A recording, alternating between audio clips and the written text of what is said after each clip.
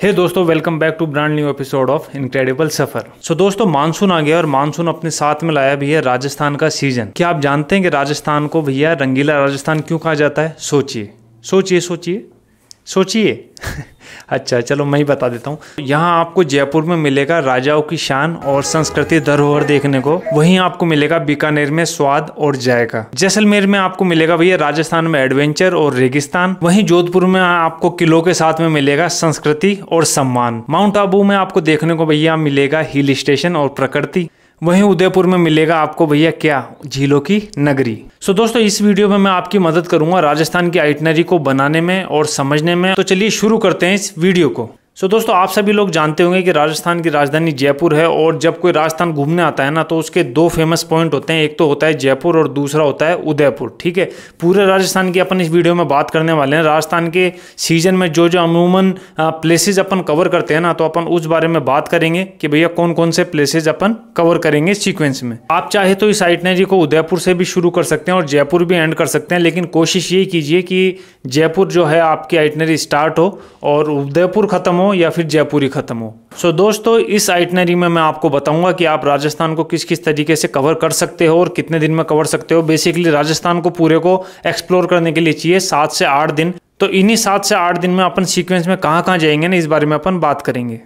सो दोस्तों, पहले दिन की अपन बात करते हैं। पहले दिन आप बाहर से आए हैं तो आप जयपुर में जो है आपका अराइवल हो गया है। आपका बहुत बहुत स्वागत है जयपुर में। पहले दिन आप जयपुर पहुंच करके जयपुर को अच्छे से घूमिए। जयपुर में जो जो मॉन्यूमेंट हैं उनका मजा लीजिए। अगर 2 दिन की आइटनरी आप जयपुर को दे रहे हैं, आपको 2 दिन दोस्तों जयपुर को देने ही पड़ेंगे, क्योंकि जयपुर इतना बड़ा है ना कि मतलब एक दिन में आप आ करके घूम करके और जयपुर को छोड़ करके नहीं जा सकते हैं। इसलिए जयपुर में आपको 2 दिन तो चाहिए, है ना।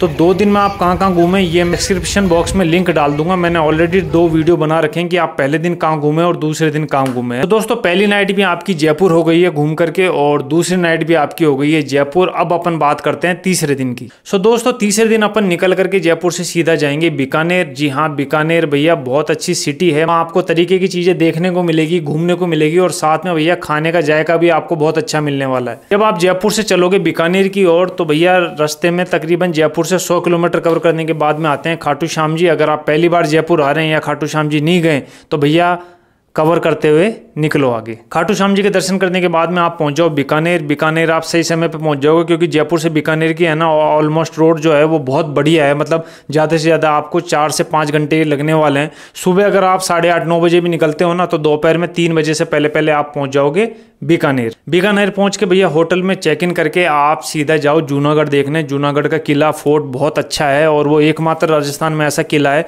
जो मतलब जमीन पे बना हुआ है, पहाड़ पे नहीं बना हुआ है ना, तो देखना बनता है। उसमें भी आपको 1 घंटा घूमने को लग जाएगा। तो सबसे पहले होटल का चेक इन कर लो, उसके बाद में जाओ जूनागढ़।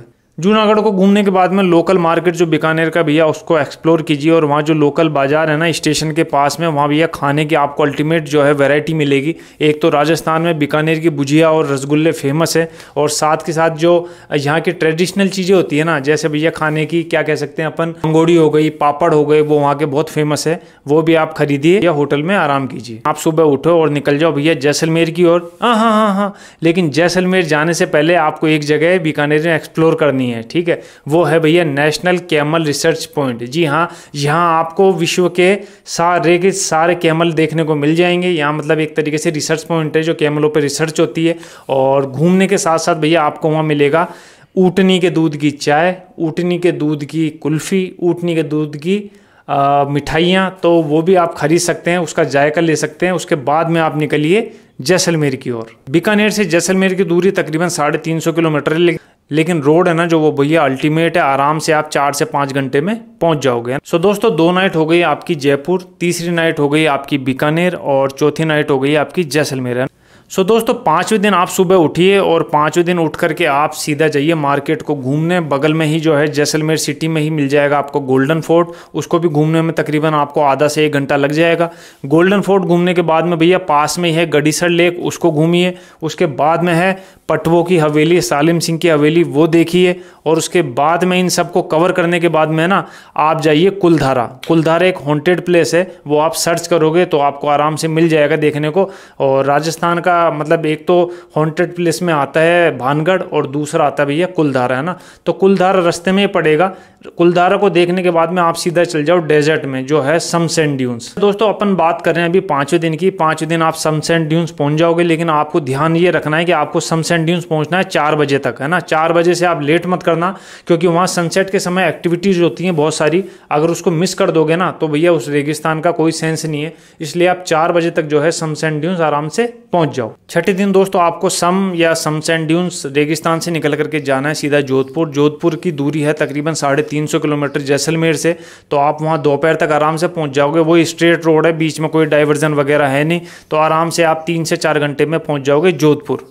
होटल चेक इन करने के बाद में दोस्तों आप जाओ मार्केट में घूमने। सबसे पहले आप देखो भैया वहाँ का मेहरानगढ़ का किला, जो बहुत सुंदर है। वहाँ हम साथ साथ की भी शूटिंग हुई थी, तो एक बहुत अच्छा किला है। उसको घूमने में तकरीबन आपको 1.5 से 2 घंटे लग जाएंगे। उसके बाद में आप जाओ उम्मेद भवन। उम्मेद भवन वही जगह है जहाँ भैया अपनी प्रियंका चोपड़ा की शादी हुई थी। वो भी बहुत अच्छा पैलेस है, उसमें म्यूजियम है और एक विंटेज कार का कलेक्शन भी है, तो देखना तो बनता है। जोधपुर आए हो तो भैया दाल बाटी जरूर खा करके जाओ। यहाँ बहुत ऐसे रेस्टोरेंट है जिसमें दाल बाटी का अच्छा जायका मिलता है। हालांकि जयपुर में भी ये जायका आपको देखने को मिलेगा, लेकिन आप दोनों में से कहीं भी ट्राई कर सकते हैं। मैं आपको रिकमेंडेड करूंगा कि जयपुर में खाइए। 7वें दिन आप सुबह उठो और उठ करके निकल जाओ भैया सीधा माउंट आबू। माउंट आबू की जो दूरी है ना दोस्तों जोधपुर से, वो तकरीबन 250 किलोमीटर अराउंड है। रास्ता बिल्कुल अच्छा है, बिल्कुल फर्स्ट क्लास है। मतलब राजस्थान की अमूमन सारी सड़कें जो हैं फर्स्ट क्लास है ना। तो आप क्या है माउंट आबू पहुंच जाओगे आराम से दोपहर बाद में। तो वहाँ शाम का ही खेल है सारा, मतलब शाम को ही आप घूमोगे तो ही बेटर है। तो होटल चेक इन करके आप दोस्तों निकल जाओ सीधा नक्की लेक।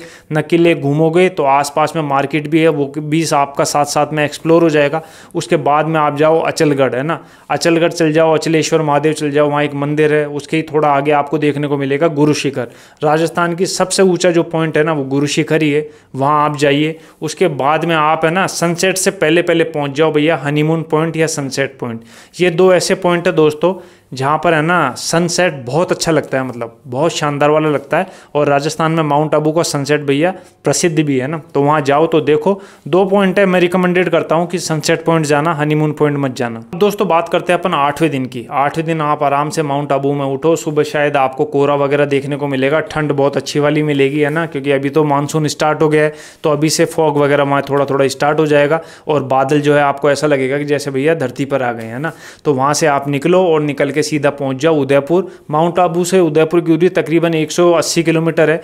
तो आप मतलब 2.5-1 घंटे में आराम से पहुंच जाओगे। उदयपुर में चेक इन करने के बाद में होटल में आप चाहो भैया मार्केट को एक्सप्लोर करना है, लोकल मार्केट को घूमो और वहाँ भैया काफ़ी चीज़ें हैं जो आप देख सकते हो।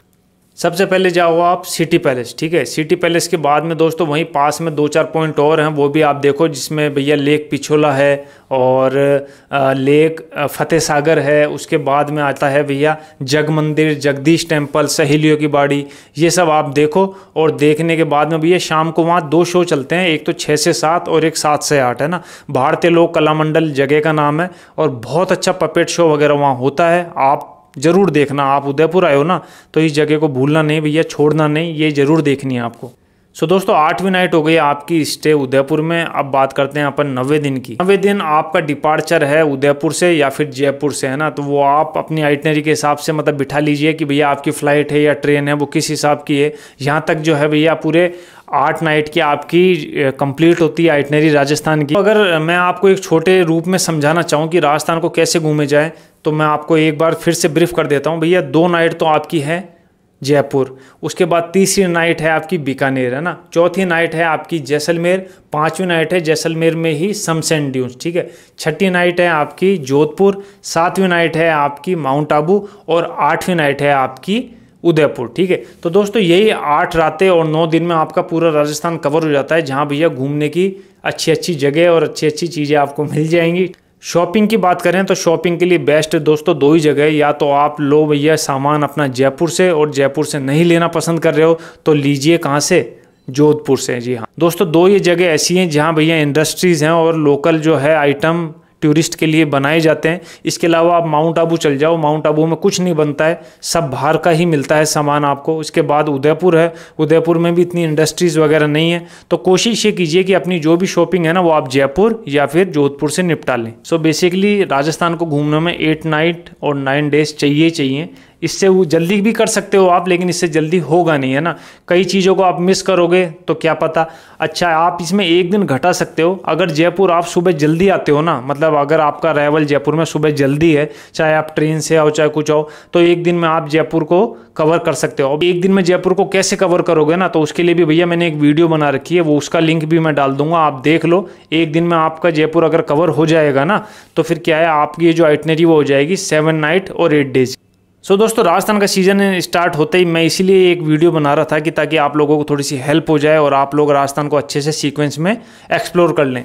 ये अपन ने जो आइटनरी फॉलो की है ना, वो की है जयपुर से होते हुए भैया उदयपुर तक। आप चाहें तो अपनी फ्लाइट या ट्रेन या अपनी बस के हिसाब से इसको उलटफेर कर सकते हो। आप उदयपुर से भी स्टार्ट कर सकते हो और जयपुर भी इसको फिनिश कर सकते हो। सो आई होप दोस्तों ये आइटनरी आपको पसंद आई हो। अगर पसंद आई हो तो लाइक करना, चैनल पर नहीं हो तो सब्सक्राइब करना। मिलते हैं नेक्स्ट वीडियो में, जब तक के लिए हंसते रहिए, मुस्कुराते रहिए, चमकते रहिए। Till then take care, bye bye.